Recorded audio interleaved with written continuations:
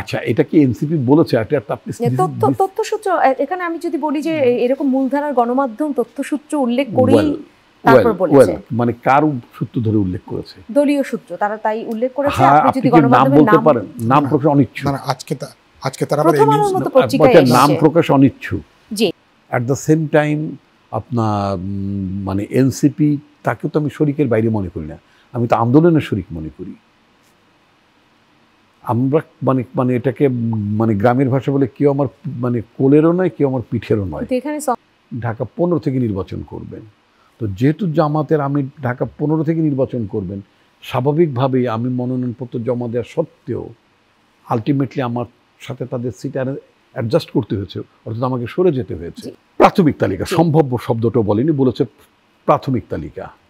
যদি প্রাথমিক তালিকা হয় তাহলে সোজা কথা ইটস নট এ ফাইনাল। প্রাথমিক মানে ইটস নট এ ফাইনাল তালিকা। এটা যেমন একজন প্রার্থী ইতিমধ্যে 237টা আসন এর মধ্যে একজন প্রার্থিতা স্থগিত করা হয়েছে। তারপরে আরও অনেক জায়গায় প্রার্থিতার পরিবর্তন হতে পারে, সংশোধন হতে পারে, অ্যাডজাস্ট হতে পারে। এগুলো তো পার্টির মহাসচিব বলেছেন মানে সাংবাদিক সম্মেলনে ঘোষণা করার সময়। আর আপনি যেটা বলেছেন সমঝোতা, বেসিক্যালি তো মানে আপনার সমঝোতাই, এটা তো সমঝোতাই। কারণটা হচ্ছে যে আপনি যেমন আমরা এখন একটা স্থগিত করার কারণে 236টা আসন আছে, বাকি যে আসনগুলো এটা ধরে নেওয়ার কোনো কারণে যে বাকি 236, বাকি কে বলে বাকি এখন বাকি 64টি, তাই তো 64, বাকি 64টা আসনই যে শরিকদের জন্য মানে রেখে দেওয়া হচ্ছে তা কিন্তু নয়।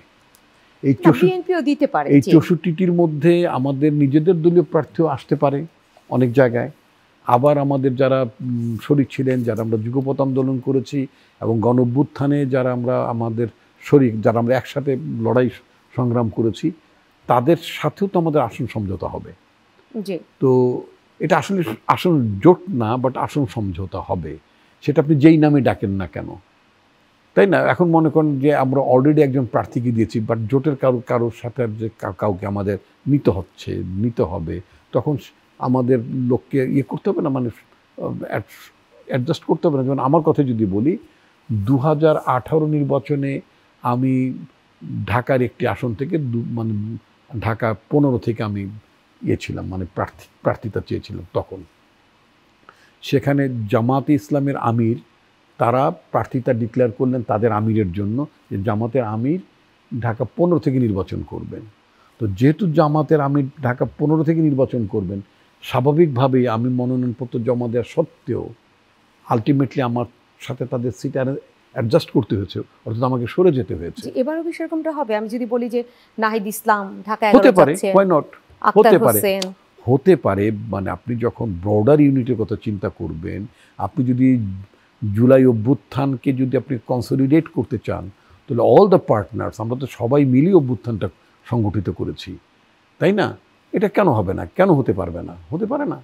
আমার হয়তো আমি একটা কথার কথা বলছি, হয়তো আমার 11তে প্রার্থী দেওয়া আছে, অথবা আমার 12তে প্রার্থী দেওয়া আছে, বা 14তে প্রার্থী দেওয়া আছে, কথার কথা, জাস্ট উদাহরণ হিসেবে বলছি। এর মধ্যে আমার কোনো শরিকের যদি পছন্দের ব্যাপার থাকে, তাই না, এবং সেখানে আমার ঐক্যের স্বার্থে, তারপরে আপনার বিজয়টাকে মানে আপনার সংহত করার স্বার্থে, সেখানে তো আমি সিট অ্যাডজাস্টমেন্ট করতেই পারি। এটা তো কোনো সমস্যা না। এটা স্পষ্ট করলেন, সেটা বিএনপি করবে সেই জায়গাটা, কিন্তু আমি করবে বলি না, আমি করতে পারে, এবং এটা চিরচরিত প্রথাই তাই। ইতিবাচকতা তো প্রদর্শন করবে, এটা তো আমরা বলতে পারি।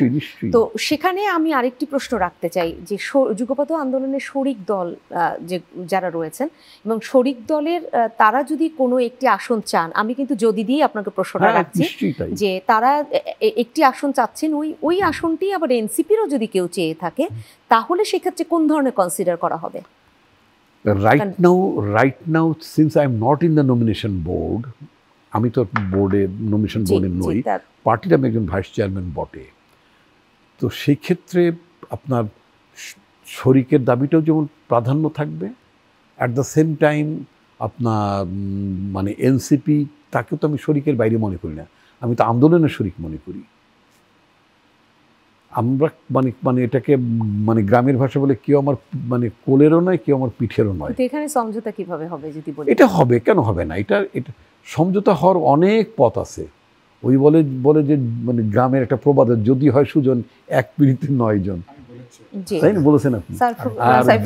এটা বলেছেন। তো সুতরাং এটা হবে তো, কেন হবে না?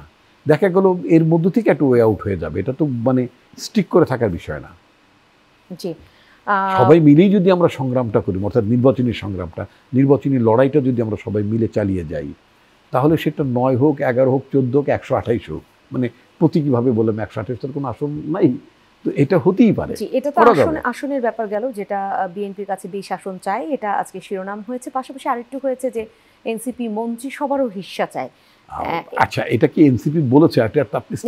তথ্যসূত্র, এখানে আমি যদি বলি যে এরকম মূলধারার গণমাধ্যম তথ্যসূত্র উল্লেখ করেই তারপর বলেছে, মানে কার সূত্র ধরে উল্লেখ করেছে? দলীয় সূত্র, তারা তাই উল্লেখ করেছে। আপনি যদি গণমাধ্যমে নাম বলতে পারেন, নাম প্রকাশ অনিচ্ছুক, আজকে তারা আবার এই নিউজ নাম প্রকাশ অনিচ্ছুক, জি, এটা কোনো সূত্রই নয়।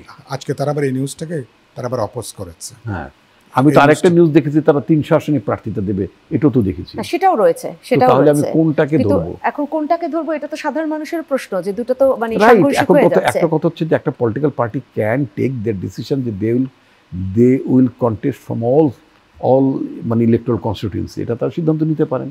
অপরদিকে তারা যে চিন্তা করেন যে না, ঠিক আছে, আমাদের সামর্থ্য অনুযায়ী আমরা বিবেচনা করব, সেক্ষেত্রে হ্যাঁ, এখন আমাদের ওটা যে আপনি যেটা বলেন মন্ত্রিসভার কথা বলেছেন, এটাও খুব দোষের। যদি এই নিউজটাকে যদি আমি আমলেও নেই, মানে দুটো নিউজই আছে, আমি এটাকে আমলে নিলাম ধরেন, তা আমলে নিলে আমাদের পার্টির অ্যাক্টিং চেয়ারম্যান তিনি তো আগাম ঘোষণা দিয়ে রেখেছেন, যারা আমরা একসাথে আন্দোলন করেছি, রাজপথে ছিলাম, স্বৈরাচারকে হটিয়েছি, তাদের সবাইকে নিয়ে জাতীয় সরকার গঠন করব।